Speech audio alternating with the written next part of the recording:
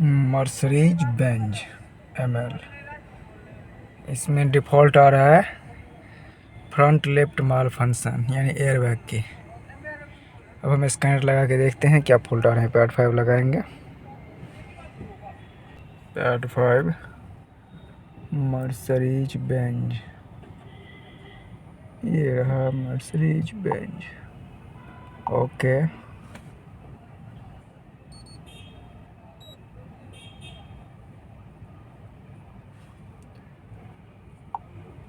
Automatic, yes, UK, ignition on. हम जाएंगे SRS में, एयर बैग में।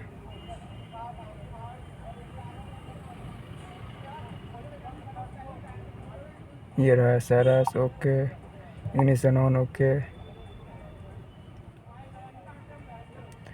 रीड फॉल्ट कोड, ये देखिए दोस्तों, बेल्ट ब्लॉकेट फ्रंट पैसेंजर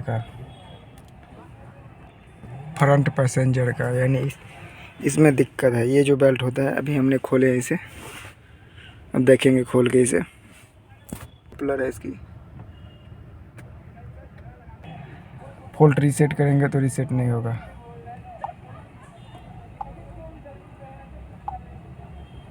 अभी भी